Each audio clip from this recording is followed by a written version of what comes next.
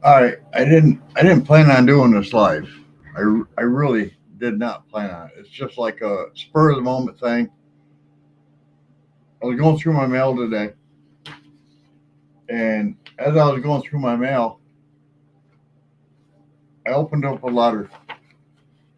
This is through Heather Fryer and Kuhn, which is my insurance company, and it's a letter. And of course, everybody gets letters. I opened it up and says, "Dear Mr. Moffat, Preferred Mutual, the insurance carrier currently providing your personal auto coverage, has requested that we obtain the following information from you. The company is in receipt of a claim with an occurrence on the date of 19 or 09 13 2023. At the time of loss, a person by the name of Nathaniel Kopstick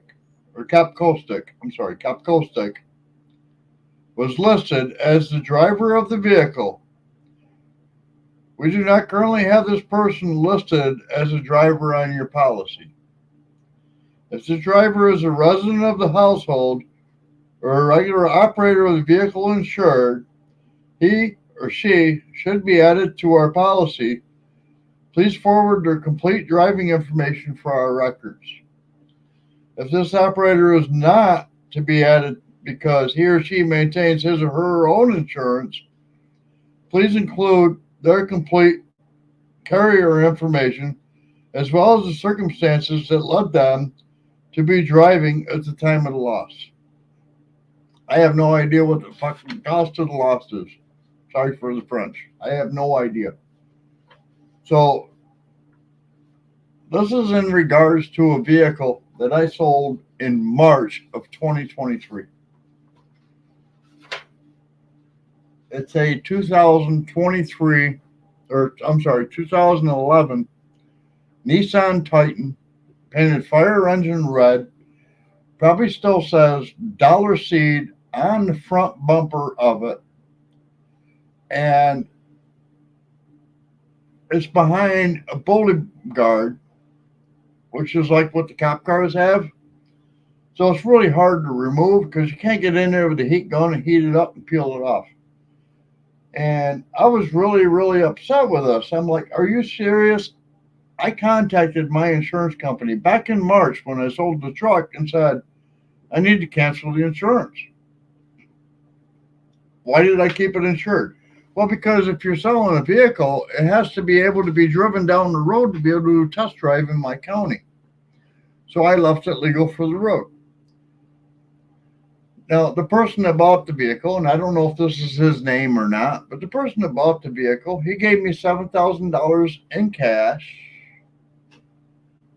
And I said, great,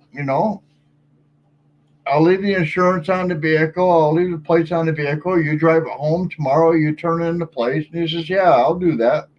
And he didn't. He didn't. This is in March, mind you. Since then, I've got two complaints. I can bring one up, actually.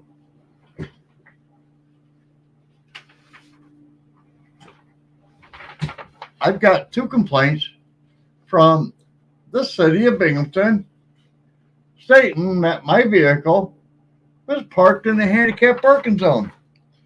Each violation is $205. All right. This one was from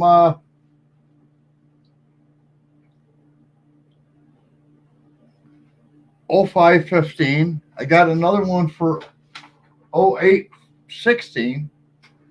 And I sent him a letter and I said, well, it's probably another one coming up because, you guys are just not paying attention to this fact that I don't own that vehicle anymore. I can't cancel the insurance because they never turned in the plates. And I got really mad about that. I was like, what the heck? If you could tell me where that ticket was issued and where the second ticket was issued, it's probably a doctor's office because they're almost exactly like 3 months apart. It's probably a doctor's office. He told me he was buying it for his mother, and life would go on. But now I got an accident report.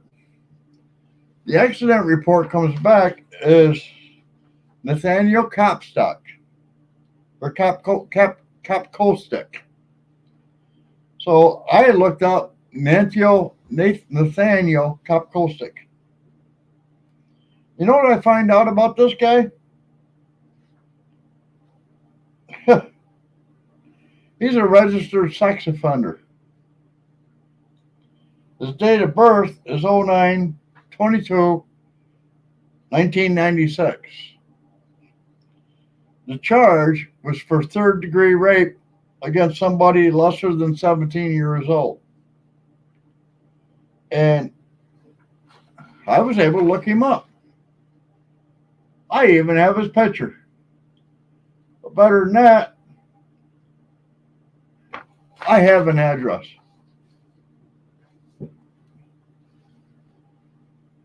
My employee Jim contacted me today and said, "How are we looking for work this week?" And I said, "Well, Wednesday I have to drop my truck off back to the same garage it's been at 2 times in the last 4 months for a problem, and I need you to pick me up and bring me home. However, I don't want you working here for me that day, working on the back porch. That's his job. That's not my job. I have no idea how he's got this figured out how to work. I don't. And I'm not going to go in there and start working on it because I don't know what his plans are."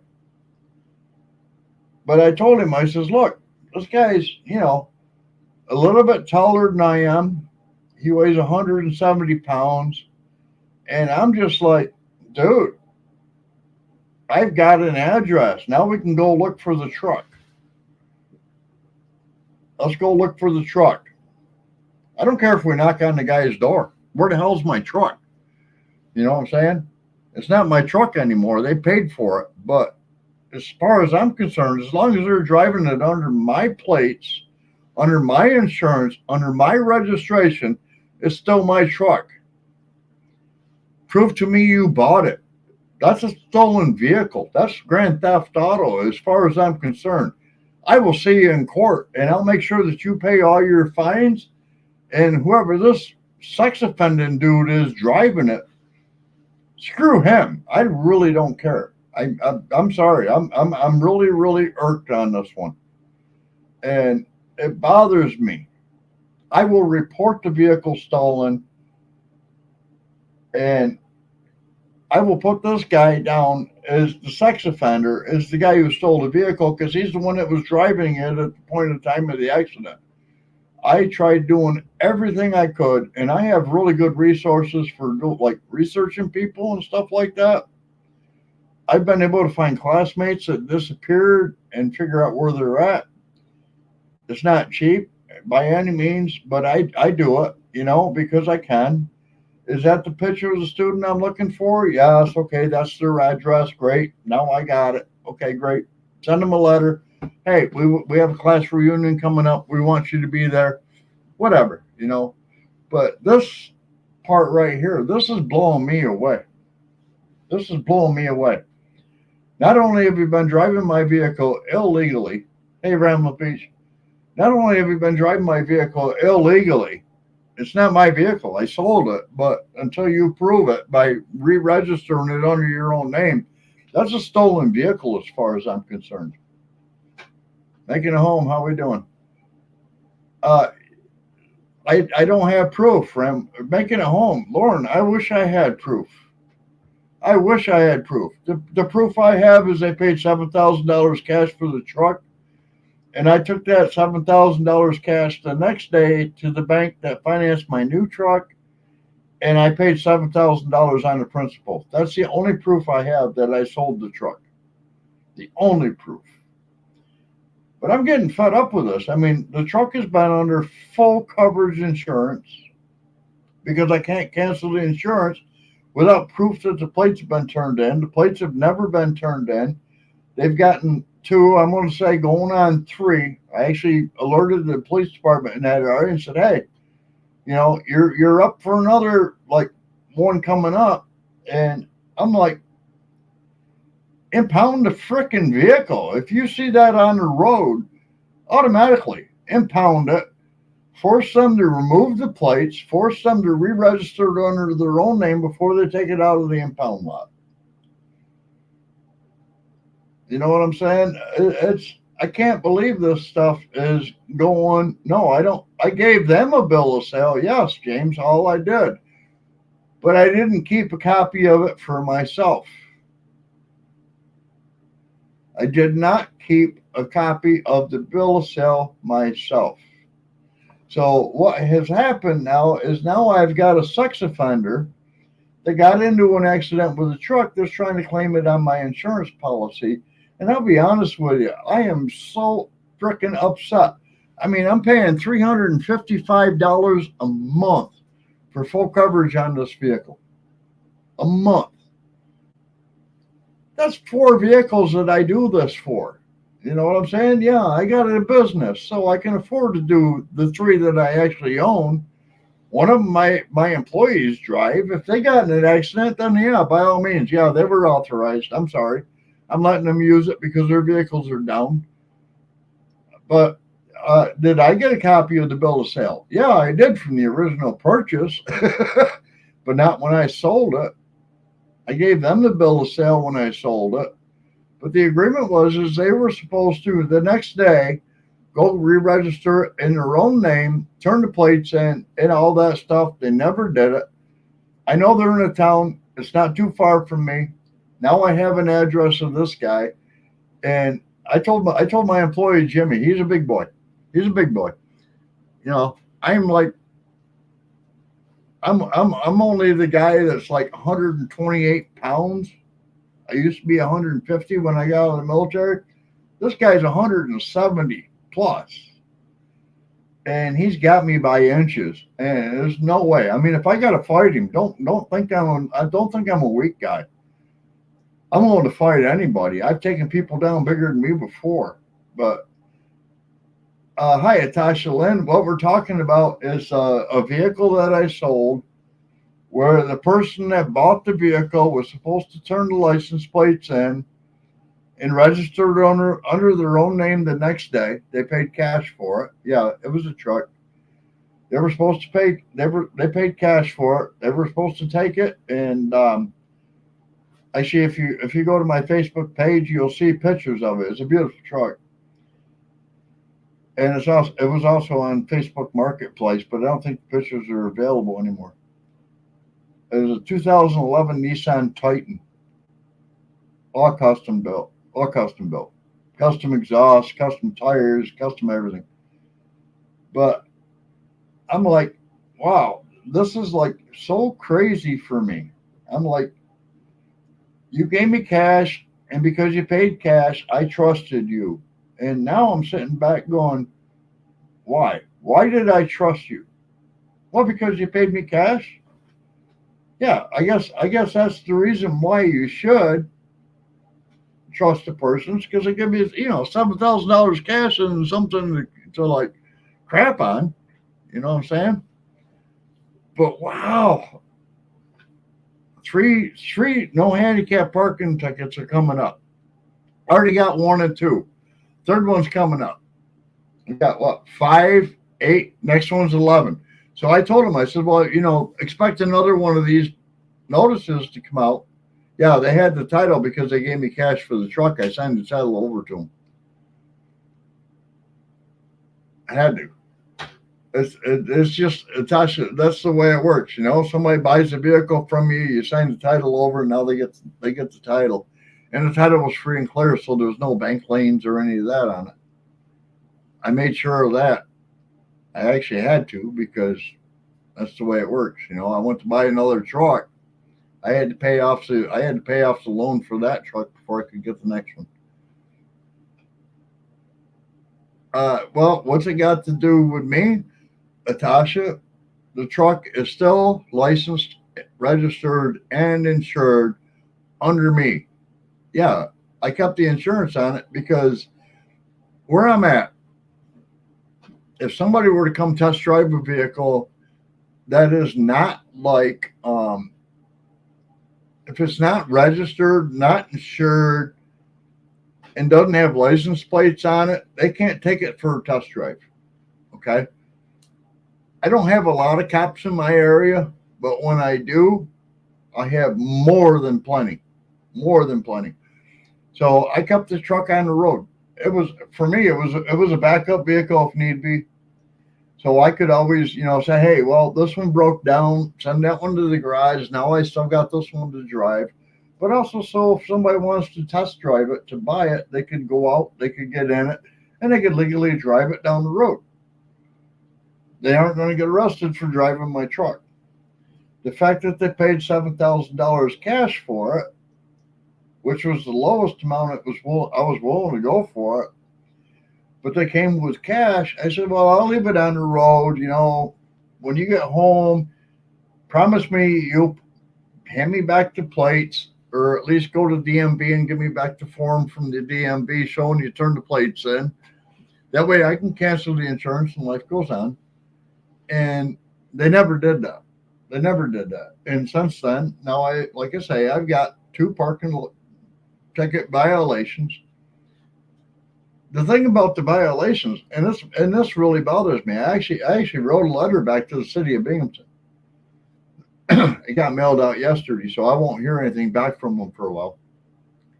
But I said to him, I says, well, it would be really nice if you don't just send me like the summons number, the date of the violation and what the violation is for, and the cost of the fine, but send me the location of the violation. You know what I'm saying? I got 5. I got another one from 8. We're coming up on 11. That tells me I know where I need to be, but I need the actual location of where that ticket was given so that I can go there, take my plates off that vehicle, and then turn them in. But the problem with that is that city of Binghamton, New York, does not use the plates. Howdy, PSB Odyssey. The city of Binghamton does not use the plates as a verification. They use the registration sticker. Even if there's different plates on the vehicle, they use the sticker. I have proof that I got a check back from DMV. I thought it was for the return of the plates because it came in April. I couldn't cash the check because by the time I got it, it was already too old to take to the bank, which is sad. But it wasn't a lot of money. It was $12.50. I really don't care about $12.50. I still have the check in my car. The bank wouldn't cash it. And I'm like, okay, well, that's fine. I thought that was for the return of the plates. And I'm using that as a defense, going, hey, I thought he turned the plates in. I got a DMV replacement fee from the city of New York, the state of New York. And apparently that's not what it's for. But now this guy's claiming it on my insurance company. He had an accident apparently. I don't know how bad. I don't know what it's going to be costing me or whatever. I don't think any of this should be costing me a penny. That's why I told him at Binghamton, I said, hey, you got 3 choices. Boot the vehicle, impound the vehicle, or cancel the ability to register the vehicle. Do all 3. Straight out. Do all 3. Please. By all means, go in and take this vehicle and take it off the road, impound it, boot it when you get to the impound yard so they can't drive away again. I don't know. And don't let them re-register until they pay for all these fines. And if they've been in an accident with this truck, which my insurance company is now telling me, to make them pay for those insurance costs too, because that's not supposed to be my responsibility. I'm so upset with the way that this one played out. I don't understand how someone can be so irresponsible to expect me to be the guy to have to go in and say, yeah, it's all right. I sold them the vehicle for $7,000. Okay, they did $7,000 to the other vehicle. Yeah, okay, we're even. No, that's not the way it works. I made a loss. So I told my employee, Jimmy, I says, here's the way it works. I have this guy who is a registered sex offender, and this is the name that's on the insurance claim. I have an address of 11 Glenwood Avenue in Binghamton. And Jimmy texted me today and he says, "Are we working this week?" And I says, "Yeah, plan on Wednesday. I got to drop the truck that I have now off to the repair shop because it needs to be repaired again. And when we get back, the girls can work in the seed house. We were supposed to be working on the back porch because we got walls to put up yet." And I said, "But you and I, brother, I weigh 128 pounds. This guy weighs 170. He's bigger than I am, but between the two of us, we'll take him down. And we're going to Binghamton. We're going to Binghamton. If the truck is there, fine. If not, we'll probably spend all the time that the girls are working in the seed house, which normally is about 5 hours. We'll probably spend about 4.5 of that driving around the city of Binghamton looking for the truck." And I told him, I said, "When I locate the truck, first thing out, I'll call City of Binghamton Police Department. I'll tell you the location of the vehicle and that it now no longer has valid plates on it. You're welcome to come tow it. You're welcome to come impound it. You're welcome to come do whatever you got to do with it. If he totaled the truck, I don't know where the junkyards are. I do know where one of them is. Gary's U-Pole is one of them. Other than that one, I don't know where the junkyards are. So if they totaled the truck, which would be really hard to do, I don't know if you've ever looked at a Nissan Titan, but they're pretty beefy trucks. And this one really had no rust on the bottom of it at all. The day that I bought it, it had no rust on the bottom of it at all. And I think I bought that in like 2019, maybe 2018. 2018, the year before we bought the house. So yeah, 2018. There was no rust on the bottom of the truck at all, period. So to total that truck means you hit something really seriously hard. And you totaled out that vehicle or building or whatever you ran into because it was a really beefy truck. And I beefed it up a whole lot more since I bought it. So yeah, this is kind of a sad way to play around, but I mean, I'm not a guy to mess with. Can I afford a lawyer to play with this one? Yeah, absolutely. Absolutely. I've got probably 2 lawyers on retainer right now working with me. This one here would probably create a need for a third one because those are business lawyers, but I can probably bring a third one in. It's not that I'm broke, but it's not that I should be responsible either. That's the hard part about it. I should not be responsible. I sold the truck under good faith and they paid cash and everything was done under good faith and they have no faith with me anymore, period.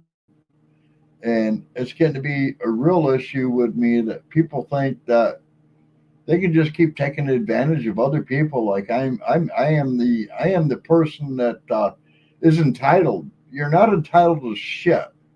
You either work for it and earn it, or you don't get it. You know what I'm saying?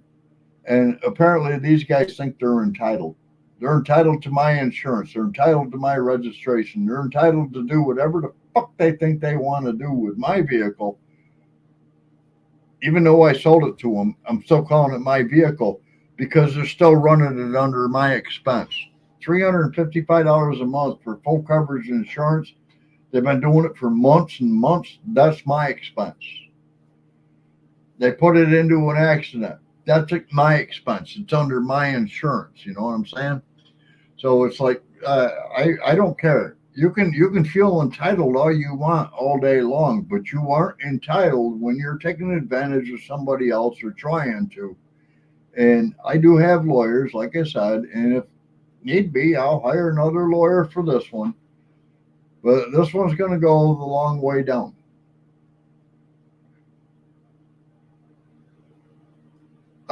Karen Brust shouldn't try to look for guy don't know what he might do. Just contact police and let them handle it.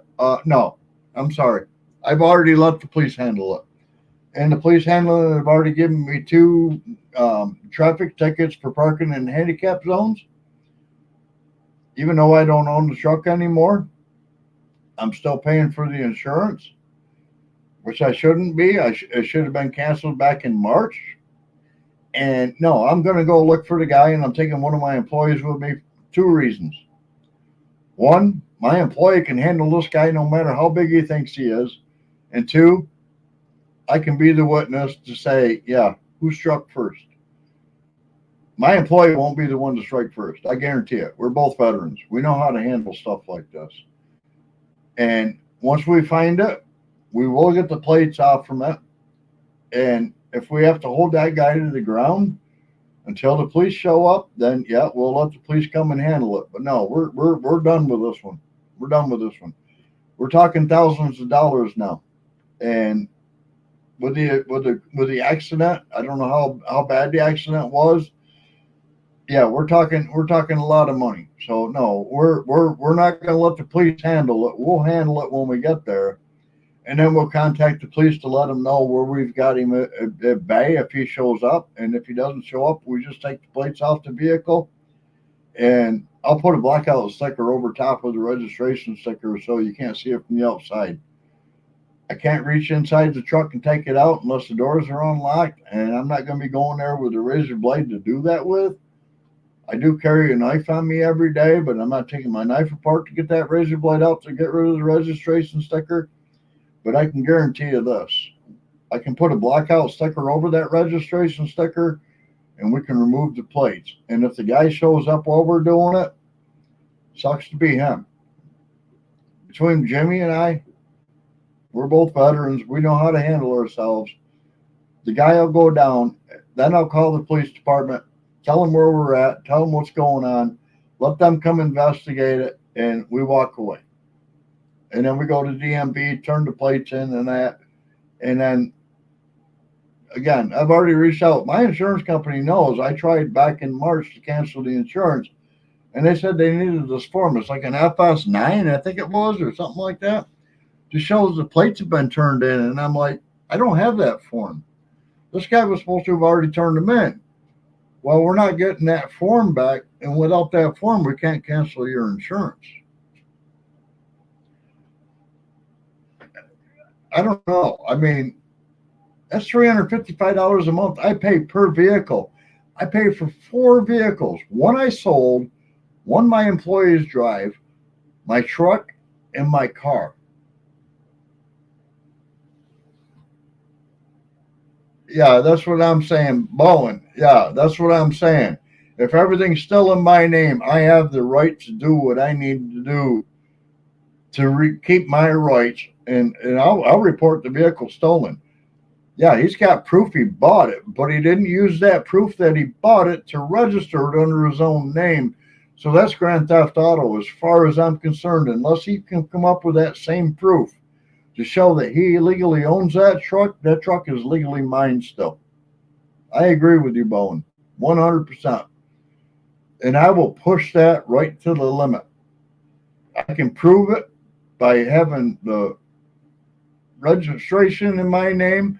I can prove it by having the insurance in my name. Both of them have the vehicle identification number on them. And unless he can prove to me that he owns the vehicle by turning in the title and re-registering it under his own name, he does not legally own that vehicle. And if need be, I can refile for another title, lost title, for $10, and I can re-own the truck. I totally agree with you, Bone. I totally agree. And if need come to be, I will do that.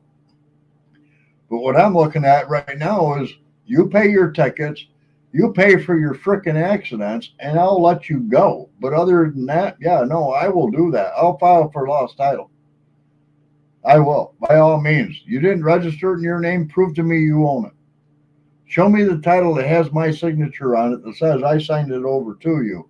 And then you look at the date that's on the paperwork for that date, which is the same date that's on that title. And why didn't you re-register it in your own name when you bought the vehicle And why is it Mr. Moffitt's so responsible for everything that you've done under his registration and under his insurance when you were supposed to turn them in?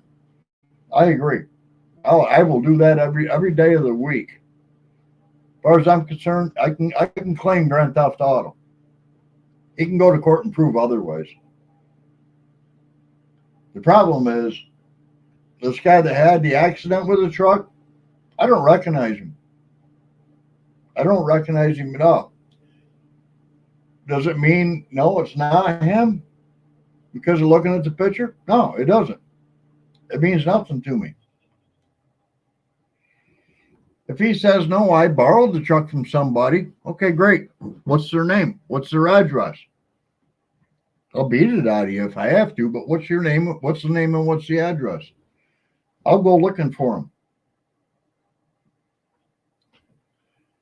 I don't care. I'm of the attitude whereas this new entitled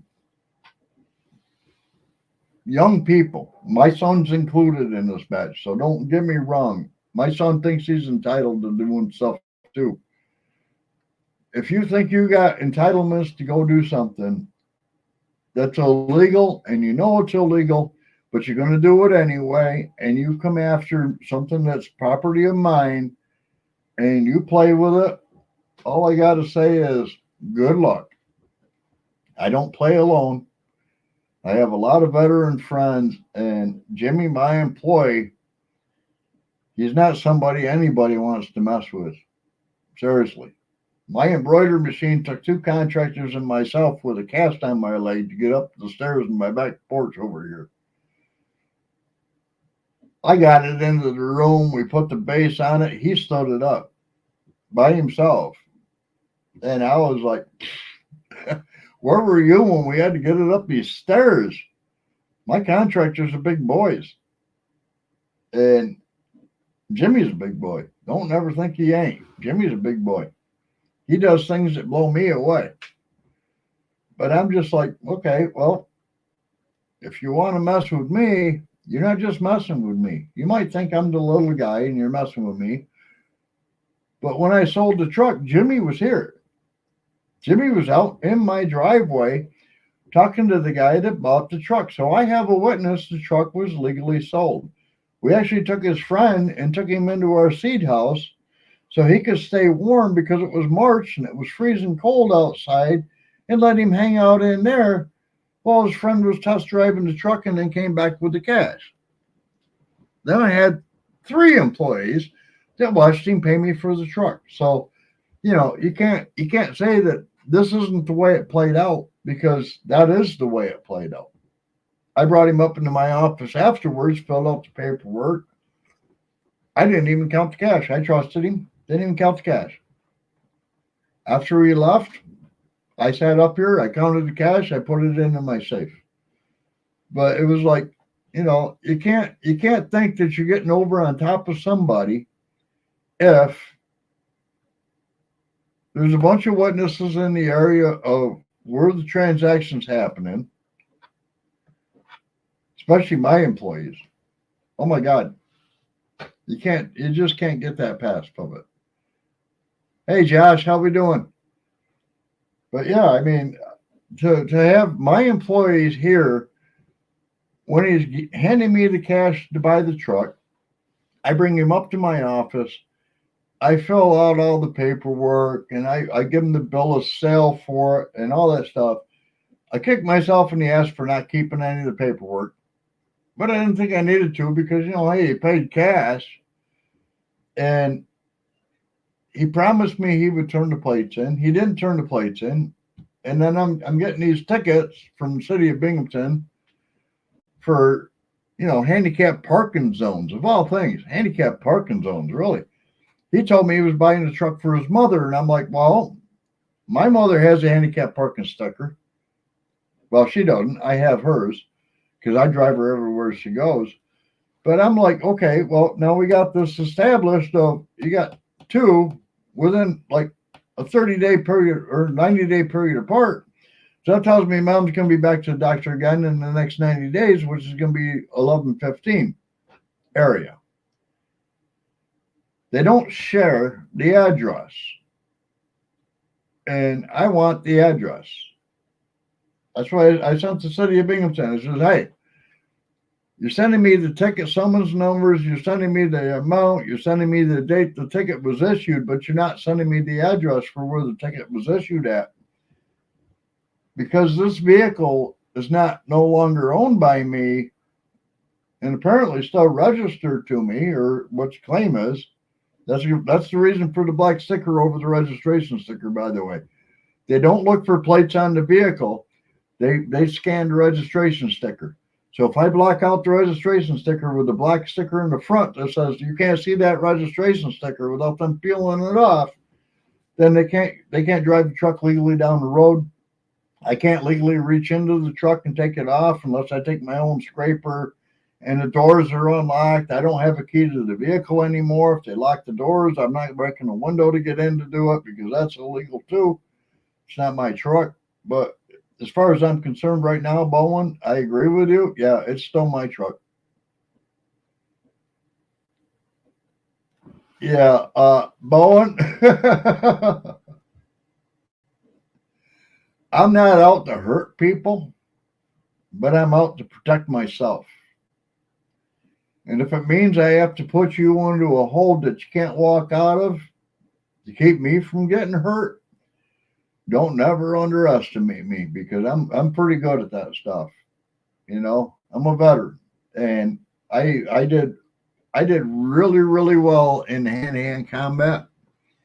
And after I got out, I did Taekwondo, and I also did some other karate classes and stuff. So I can take a person down. I can hold them in place and keep them there till the cops show up. That's not an issue. This guy, he's pretty big. I don't want him hitting me. That's where my employee Jimmy comes in. He's also a veteran.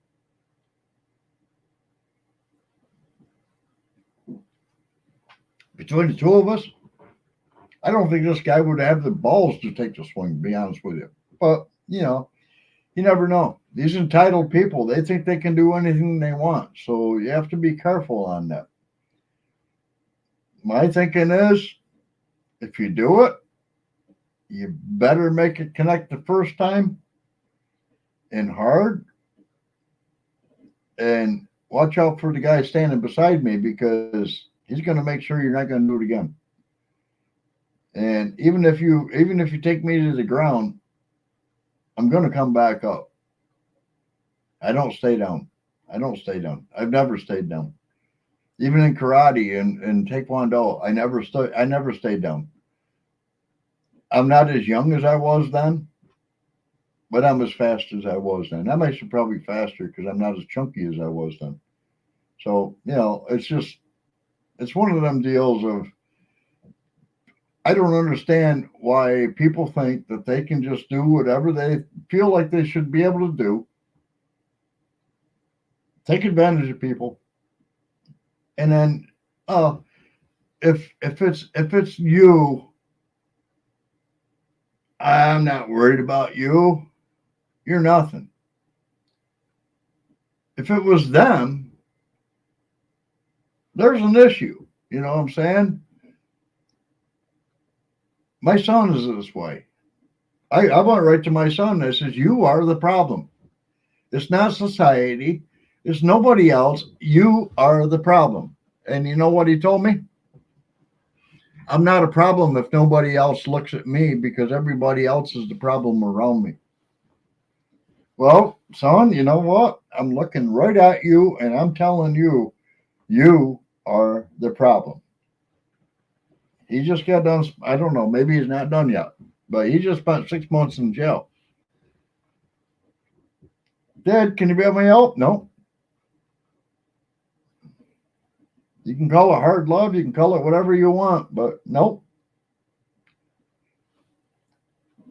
I think that every person should be responsible for their own actions. I think every person should be responsible for their own financial situations. If you bury yourself in debt, you weren't paying attention to what you had your for an income and you were living well above and beyond your means. That's my belief. And I'll be honest with you, I think my beliefs are proper. It's my life rule. I'm as good once as I ever was. Yes, absolutely, Bowen. I tried to raise my son right.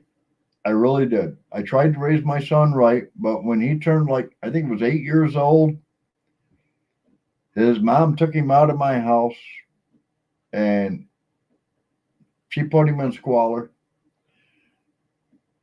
And he ended up getting caught living in somebody's basement. He was supposed to be living at her house, but she got busted for not having any power or any like heating appliances or anything, and it was getting towards winter. And DSS went into her house and they found no food in the refrigerator, no food in the cupboards, and so they went after her for child neglect. And they found my son living in somebody's basement, and I was never contacted because she had full custody. I didn't have any. It was supposed to be like a joint custody, but she had it changed to where it was for full custody for her. He was found living in somebody's basement, and they took him into DSS, and he ended up. His sister went to the aunt's house, who wasn't my daughter, but she went to an aunt's house, and my son ended up going to foster care. And the foster care home he went to was a farm. I don't know if you guys know how farms work, but with foster care kids, before you get up and go to school in the morning, you get up and go do chores. Then you go back home, you take a shower, you go to school, you come back home, you do your homework, you go do chores. When chores are done, you go back in, you eat dinner, you go to bed. So you don't have a lot of time to do homework or anything like that. It was a bad situation, and I understand that, but that wasn't because of me. It wasn't because of me. When he turned 18, he got out of the system. He came right to me and said, "Dad, Jesus Christ, you know what I've been through?" And I says, "Yes, I do." And it had nothing to do with me, actually. And he was like, "I know." He says, "This is mom." And I'm like, "I know, but you're still hanging out with her and you're still going to her house every day." Last I heard, he was living in her backyard, and she actually called me on a Facebook phone call. I laughed about it. I laughed about it. Oh, well, I'll set up the microphone, the camera, and everything. Yeah, you're gonna call me on Facebook. Let's go. Let's go. What do you got to say, lady? And well, your son's living in my backyard in a tent, and you need to do something about it. He's on all kinds of drugs. And well, he's only that way because you let him be that way. You made him be that way, so congratulations. Now you deal with it. And it wasn't even probably 2 weeks after that conversation. That conversation went a lot longer than that. It was pretty brutal. I wasn't nice. I can't be nice. But yeah, it was like probably 2 weeks after that conversation, I got a report from a good friend of mine that, oh no, your son's in jail. And she handed me her phone, showed me the police report. And I was like, damn. All right, well, he ain't welcome back to my house. No, we're good. Okay, thanks for sharing it with me. You know, there's certain things in life that I don't want to disown my son. I haven't disowned my grandkids that are part of him. You know what I'm saying? When him and his girlfriend lost their kids, and I found out where they were, I went right over. I went right over. It was probably like 3 days after they lost the kids. I went right over, and then I met with the people that had the kids.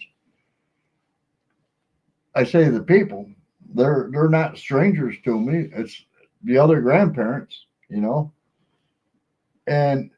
her parents, and they were having a hell of a time with the kids.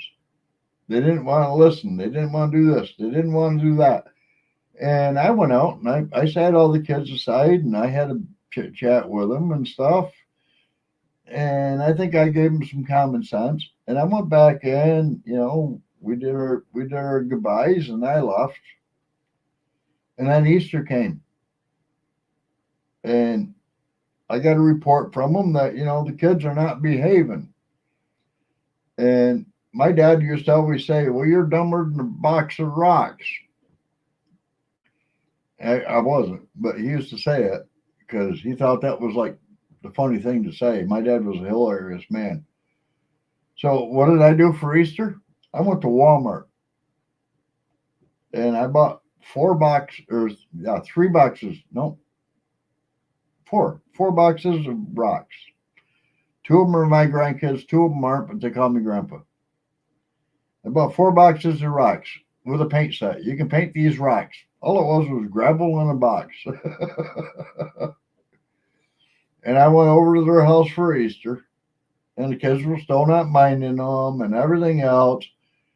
And I brought all 4 kids over and I sat them down and I said, guys, I got your Easter present for you.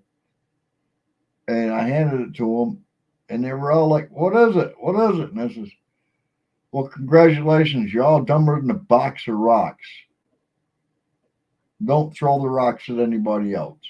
And handed them 4 boxes of rocks with a paint kit so they could paint the rocks.